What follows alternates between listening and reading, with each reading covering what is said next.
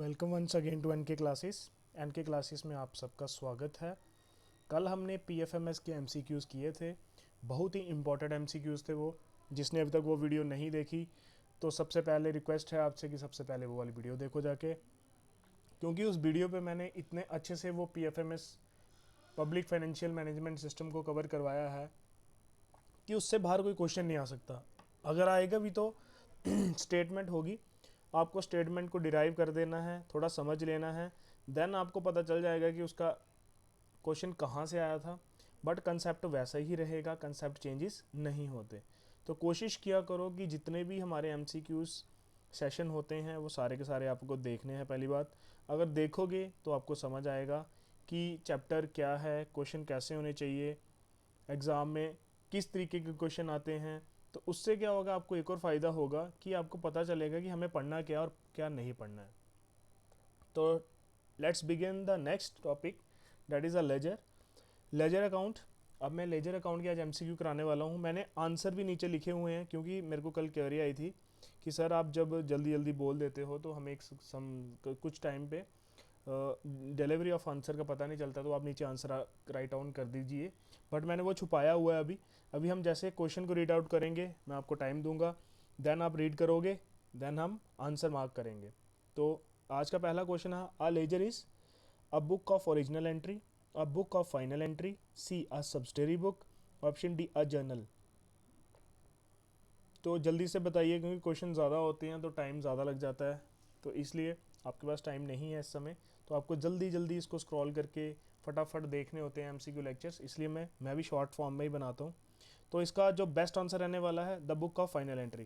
तो आपको सबको पता है कि ओरिजिनल एंट्री में क्या होता है कि आपकी ट्रांजैक्शन जर्नल में रिकॉर्ड की जाती है। सबसे पहले कहाँ पे होती है, जर्नल में, और उसकी फाइनल एंट्री कहाँ पे होती है भाई, लेजर में होती है।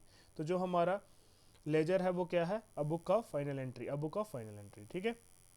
तो आज का नेक्स्ट क्वेश्चन आने वाला है हमारे पास, ledger account are prepared from. कहता है कि लेजर जो अकाउंट है वो कहाँ से प्रिपेयर किए जाते हैं, ट्रायल बैलेंस से, बैलेंस शीट से, सी जर्नल एंट्री से, और डी कैश बुक से।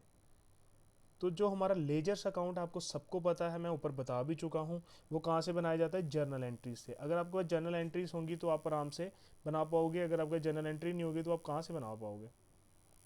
नेक्स्ट क्वेश्चन आ रहा है भाई, the left side of ledger account is called as.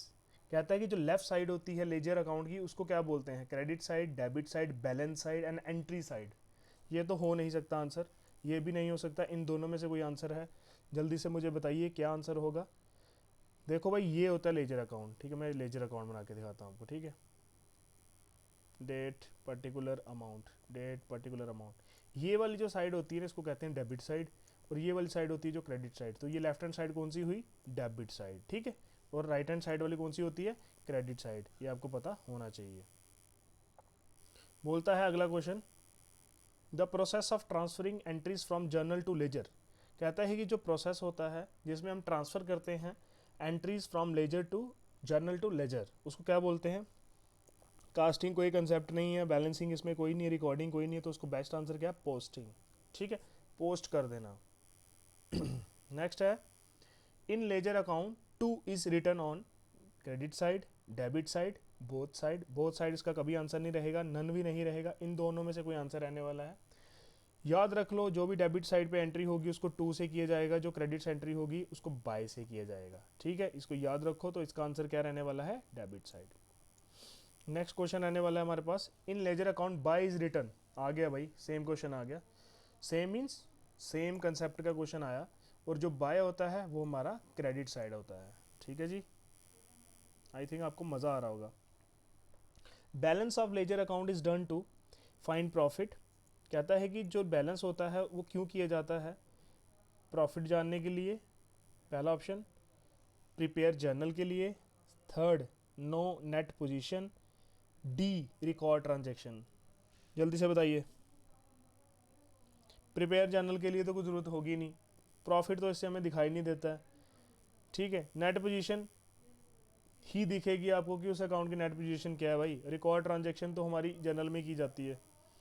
Eighth question रहने वाला है, विच of the following account normally show a debit balance. कहता है कि इनमें से कौन सा ऐसा अकाउंट है जो हमें डेबिट बैलेंस शो करता है।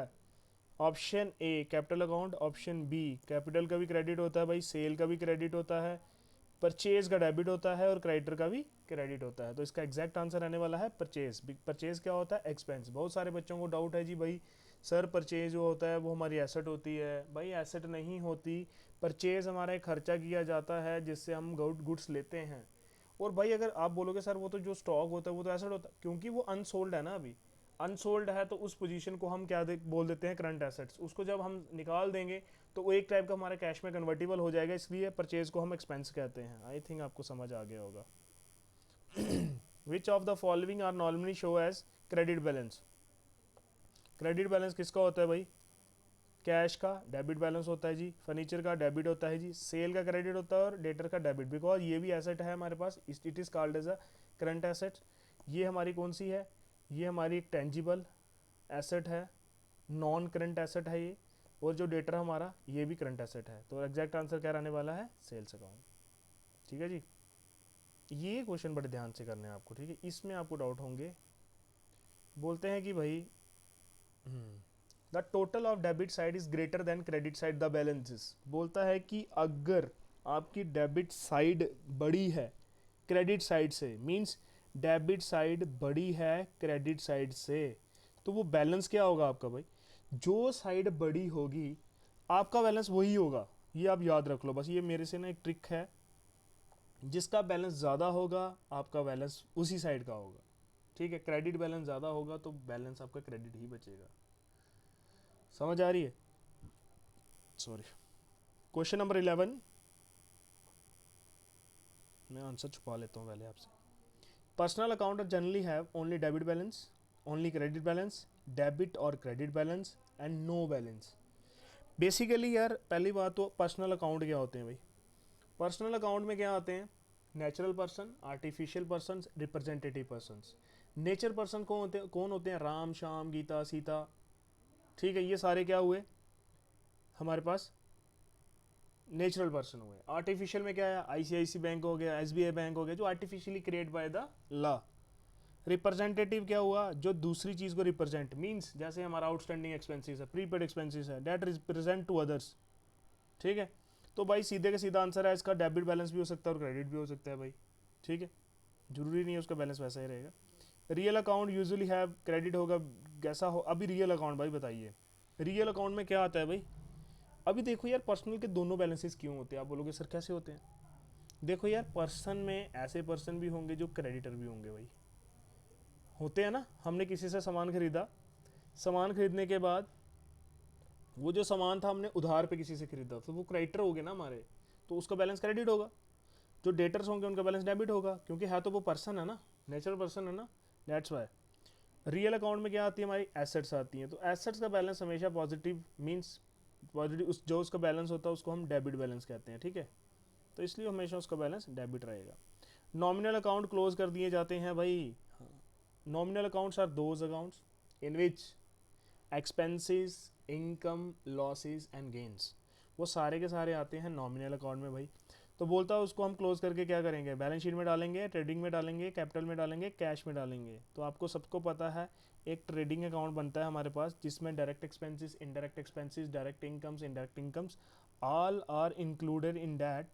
इट मीन्स दैट कि जो भी हमारे पास नॉमिनल बैलेंसेस में चीज़ें आती हैं वो सारी की सारी कहाँ चले जाएंगी? ट्रेडिंग अकाउंट में। ठीक है, आई थिंक आपको समझ आ गया होगा कंसेप्ट। कुछ नहीं समझ आता तो कमेंट बॉक्स में कमेंट कर दिया करो, मैं अच्छे से क्लियर आउट करूँगा, कोई इशू नहीं है। ठीक है, आपके लिए क्लासेस हैं, आपके लिए मेहनत कर रहा हूँ मैं। Question next, which account is balance periodically? कहते हैं कि कौन सा अकाउंट है जो हम पीरियोडिकली बैलेंस करते हैं? Nominal, real, personal and all of this. बताओ जी जल्दी से। यार वो एक ही अकाउंट है नॉमिनल, जिसका बैलेंस को हम कैरी फॉरवर्ड नहीं करते। ठीक है, इसको हम ख़त्म ही कर देते हैं। आई थिंक आपको ये समझ आ गया होगा। नेक्स्ट हमारे पास क्वेश्चन रहने वाला है भाई आज, क्वेश्चन नंबर 15 बोलता है trial balance is prepare from journal, ledger, cash balance, cash book sorry and balance sheet. Trial balance जो भाई प्रिपेयर होता है वो लेजर से ही होता है, क्योंकि हमें उसमें लेजर बैलेंसेस चाहिए होते हैं।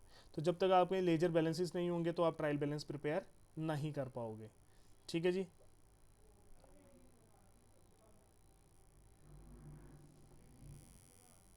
तो ये थे हमारे पास कुछ क्वेश्चंस। देखो आज मैं 15 में इसलिए छोटी क्लास बनाता हूँ कि आपका कंसेप्ट थोड़ा सा क्लियर करने के लिए। अब मैं कोशिश करूंगा आपके लिए कुछ स्टेटमेंट वाले क्वेश्चन भी लेके आऊँ, है ना, वो ज़्यादा इंपॉर्टेंट है आपके लिए। तो मिलते हैं कल पार्ट सेकंड में लेजर के स्टेटमेंट क्वेश्चन के साथ। तब तक के लिए गुड बाय।